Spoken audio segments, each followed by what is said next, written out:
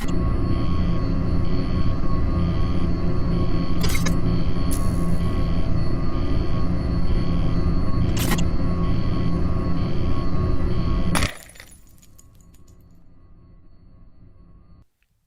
friends, welcome back to the channel.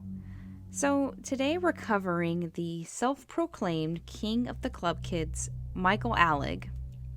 Michael Alig was not only an eccentric character, but also a murderer. He committed vile acts to those around him, including taking the life of another club kid, Andre Melendez, better known as Angel. This story is tumultuous, saddening, and helped shape the New York club scene during the 90s. It's definitely an interesting one, so I invite you to sit back, relax, and let's dive in. Michael Todd Alig was born in South Bend, Indiana on April 29, 1966. He was the youngest of two sons to his parents. His father worked as an architect, and his mother was a native of Germany before moving to the United States to marry his father. However, the two would divorce when Michael was only 4 years old. His father would rarely visit after the separation. Michael was very intelligent and at the top of his class. His mother recalls that Michael had always been different. From a young age, he had an ongoing interest in horror films. During his time in school, he gained a reputation for being bizarre.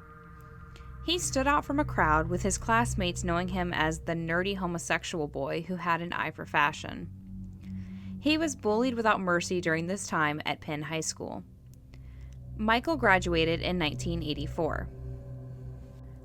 He chose to follow in his father's footsteps and began to study architecture at Fordham University in New York City.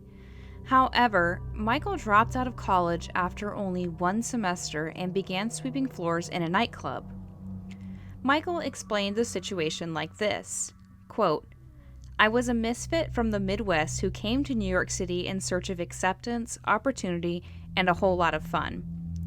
As a gay teen coming to terms with my sexuality, I was overwhelmed and exhilarated. It was liberating," end quote. He became enamored with the nightlife during his time working at the club. He also gained a mentor in the owner, Rudolph. Michael also met superstar DJ Keoki during this time frame, who would become his boyfriend and also friend later on.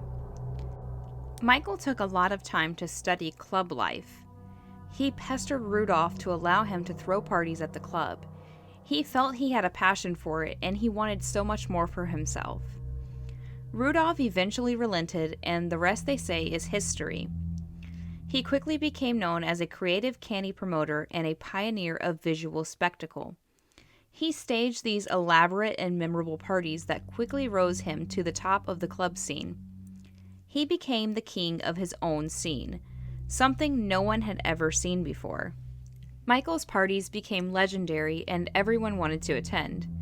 But he always had to up the ante to continue providing fresh and different scenes. Michael explains the birth of the club kids happened for a variety of reasons. When Warhol died, people stopped going out. It was Michael who revitalized the night scene. The eccentric looks came from the AIDS crisis, according to Michael. They were avoiding sex in fear of AIDS, so rather than trying to attract mates, they were just trying to stand out. They wanted to look freaky to not attract anyone and didn't want to think about the crisis, but rather live in the moment and have a good time. So he and the regular club goers created personas. They each had eccentric costumes and larger-than-life personalities. His ragtag group included many names such as Ernie Glam, James St. James, Freeze, Richie Rich, Amanda Lepore, superstar DJ Keoki, Walt Paper, Gitsy, Larry T, and many others. The other outstanding trait of a club kid was their healthy appetite for narcotics, specifically Special K. In March 1988, Michael appeared on the cover of a New York magazine with the headline Club Kids. This article provided a name and platform for Michael and his followers to open shock attacks upon American culture. The outrageousness of the Club Kids took the country by storm. They became the front cover for multiple tabloids and even appeared on several talk shows such as Donahue, Geraldo, and The Joan Rivers Show. Michael and his club kids became a sensation. So much so that Michael was hired by Peter Gatien, the owner of the Limelight Club and many other establishments, in 1988. Peter, with the help of Michael, ruled over the nightlife in the booming Big Apple. His parties at the Limelight were his biggest yet. Peter became a mentor to Michael. But even with all of his success, Michael became bored with the weekly parties he was throwing at the Limelight. He began to throw illegal parties at businesses, subway stations, and abandoned buildings, often referred to as outlaw parties. The highlight of these parties was the arrival of the police. The growth of his success also grew his ego. Michael displayed bad behavior at these functions by performing outrageous stunts that either hurt him or someone else, or humiliated someone. He always had to be the center of attention. As his popularity continued to soar, so did his drug use. He was arrested several times for drug offenses. With this growing addiction, Michael needed to feed his habit, so he began cultivating drug dealers for his group, with the first being Freeze and the latter being Angel. Andre Melendez was born in Colombia on May 1, 1971. He and his family moved to New York City when he was 8 years old. He was a quiet and shy kid with ambitions of becoming an actor and filmmaker. But in his late teens, he fell in with the racy nightlife crowd and became a full-time scene maker instead and purportedly began selling drugs. He gained the moniker Angel because of his trademarked feather wings he often wore.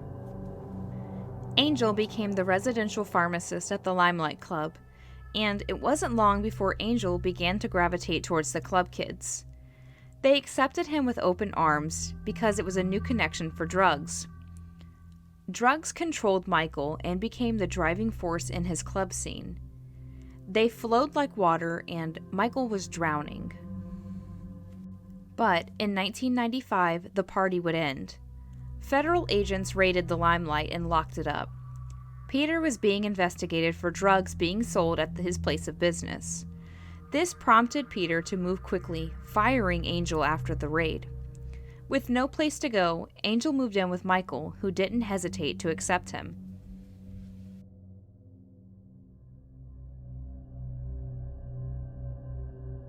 Friends began to notice a strange air about Michael and even stranger things. Michael had access to all of Angel's drugs when they came by to buy from him. He had bought all new furniture from his apartment despite being broke, and oddly, Michael also had a large 2-inch gash on the back of his neck to which he provided no explanation. No one had seen Angel for days before his brother Johnny began to hunt him down. When Angel didn't answer his beeper, Johnny became suspicious. His brother always responded and he knew something had happened. Johnny filed a missing persons report despite police not wanting to get involved. They cited they needed more concrete evidence in order to open an investigation. Johnny, however, took matters into his own hands. He made up flyers and posted them all over the city with a reward for anyone who had seen him. He began asking around for Angel in his usual haunts. Many knew Angel, but claimed to have no idea where he was, with Johnny stating it was almost like no one wanted to say anything and they didn't care about him. By this point, rumors began circulating that Michael was responsible for the disappearance of Angel. Under all of the pressure, Michael began to show cracks, confiding in those close to him, his mother and his friend Gitsy. Michael admitted to his mother through blubbering that he committed a murder and asking what he should do. Michael's mother couldn't piece it together and she didn't take him seriously. Gitsy, however, received the entire gory recount. On the night of March 17, 1996, Michael and Angel got into a heated argument over his long-standing drug debt. Freeze, who was in the other room, heard glass break and Michael yelling, "Get Angel off of me." He saw Angel violently shaking Michael.